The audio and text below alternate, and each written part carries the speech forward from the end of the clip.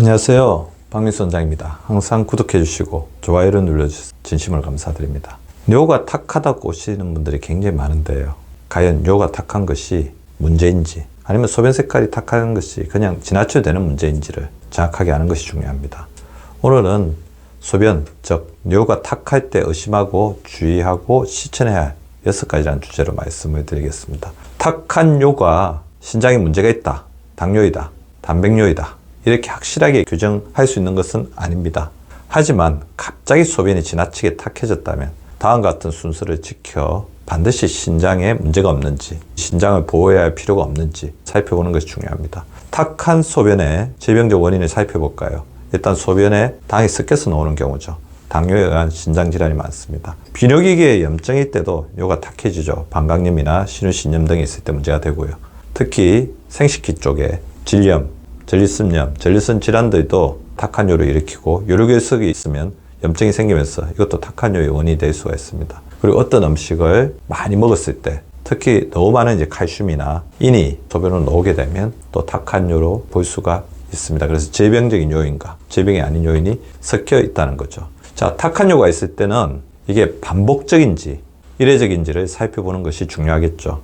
일회적인 증상이라면 지나치게 걱정할 필요가 없을 것 같습니다. 근데 이것이 반복적으로 계속 나타나거나 연속적으로 계속 나타난다면 주의를 기울여야 되는 양상이겠죠. 두 번째, 탁뇨가 다른 증상과 함께 나타난다면 의사진찰을 받아보는 것이 좋겠는데요. 과연 어떤 증상일까요? 요통이 있거나 소변일 때 아픈 배뇨통이 있거나 전립선 통증, 비뇨 생식기계의 불편감이나 분비물, 혈뇨, 발열, 당뇨 증상 등의 증상들이 함께 나타난다면 다른 질병에 의한 2차적인 탁뇨일 수 있기 때문에 이것은 반드시 의사의 진찰을 받아서 그 원인을 제거하는 것이 중요합니다. 우리가 탁뇨가 있을 때 가장 흔한 원인부터 조절을 해야 되겠죠. 일단 단 음식을 지나치게 많이 먹으면 신장에서 당을 저장하는 능력, 돌려보내는 능력이 떨어지면서 과부하가 되기 때문에 소변으로 당이 일부 섞여 나오면서 탁한 뇨가 될 수가 있습니다. 그래서 단 음식을 지나치게 많이 먹고 있지 않는지를 살펴보고 음식을 좀 줄여보는 게 필요할 것 같습니다. 과일, 꿀, 당밀, 콘시럽, 탄산음료,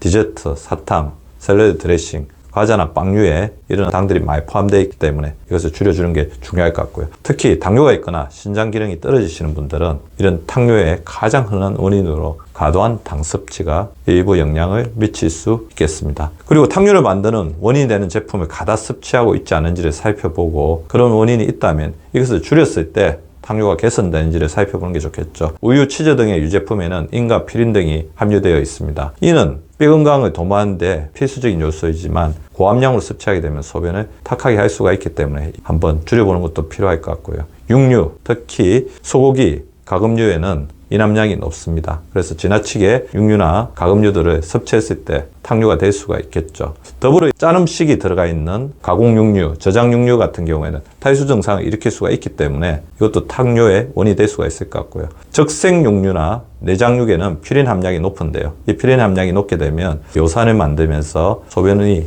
요산뇨가 되고 탁뇨처럼 보일 수가 있겠습니다. 자, 이런 부분들을 좀 주의를 해주시는 게 필요할 것 같고요. 특정 해산물, 역시 퓨린 함량이 높은 특정 해산물은 요산뇨를 만들어서 소변을 탁하게 보이게 할 수가 있을 것 같은데요. 특히 요산 수치가 높은 분들은 이런 부분들을 조금 주의해 주시는 게 좋겠죠. 퓨린 함량이 높은 멸치, 조개류, 정어리 등이 그런 원인으로 생길 수가 있겠습니다. 그렇다고 모든 해산물이 퓨린 함량이 높은 것은 아니죠. 연어나 도다리, 가자미 경우에는 퓨린 함량이 낮습니다. 그래서 해산물 같은 경우에는 오메가3 등의 불포화 지방산, 그 단백질의 중요한 보고이기 때문에 해산물들, 어류들을 골고루 이렇게 드시는 것이 도움이 될 수가 있을 것 같습니다. 근데 무엇보다도 가장 흔한 원인은 탈수이겠죠. 자, 탈수를 일으키는 음식들을 살펴보면 일단 짠 음식, 나트륨 함량이 높기 때문에 탈수를 일으키게 됩니다. 알코올도 이뇨작용으로 인해서 탁뇨를 일으키게 됩니다. 그래서 알코올 섭취가 이렇게 많으면 탁뇨가 되고 신장에 부담을 줄 수 있기 때문에 알코올 섭취 후에 탁뇨가 생긴다면 그런 부분들을 조금 절주하는 지혜를 가지는 것이 중요할 것 같고요. 커피나 차 같은 경우에도 이뇨작용을 일으켜서 소변의 농도 높이면서 탁뇨의 원인으로 작용할 수 있습니다. 그래서 탈수가 있을 때 가장 좋은 방법은 충분히 수분을 섭취하는 거죠. 충분히 수분을 섭취해서 탁뇨가 좋아진다면 내가 탈수를 일으키는 음식을 많이 먹거나 수분 섭취가 부족한 것이 아닌지 되돌이켜보고 충분한 수분 섭취를 할 수 있도록 도와주는 게 중요할 것 같습니다. 너무 걱정하지 마시고요. 탕류 자체는 또 원인을 정확하게 밝히는 게 중요할 것 같고, 우리가 걱정하는 가장 큰 이유가 신장 기능이 나빠지는 것이 아닌가 그렇게 생각해야 되기 때문에, 제가 아까 말씀드렸던 원인들을 적절하게 조절하는 것 못지않게 또 중요한 게 신장 기능을 규칙적으로 체크하는 것이 중요합니다. 신장이 갑자기 나빠지는 경우는 극히 일부의 질병 빼고는 거의 없습니다. 서서히 나빠지는데, 이것을 일으키는데 가장 중요한 요인은 혈관 질환이죠. 그래서 혈압이 높거나 혈당 조절이 안 될 때 신장 기능이 서서히 다른 경우보다 빠르게 나빠질 수 있으니까 그걸 잘 조절해 주는 게 중요할 것 같고요. 체중이 많이 나간다, 즉 비만인 경우에도 신장에 굉장히 부담을 줄 수 있기 때문에 체중 조절을 적절히 해주시는 게 좋을 것 같습니다. 특히 혈당이 너무 높아지기 전까지는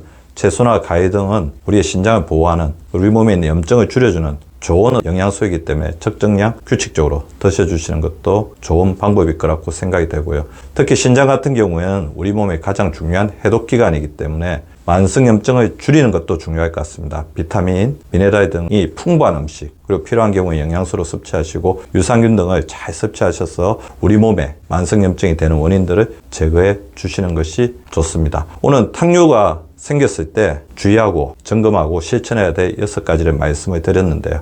탕류는 대부분 우리의 어떤 식이습관이라든지 일시적인 어떤 컨디션의 영향을 많이 받지만 콩팥이 나빠지고 있는, 콩팥이 우리 몸에 보내고 있는 신호일 수도 있습니다. 그래서 잘 살펴보시고 우리 신장을 미리미리 보호해주는 지혜를 가지는 것이 중요합니다. 오늘도 시청해 주셔서 감사드립니다. 행복한 하루, 건강한 하루 보내시기 바랍니다.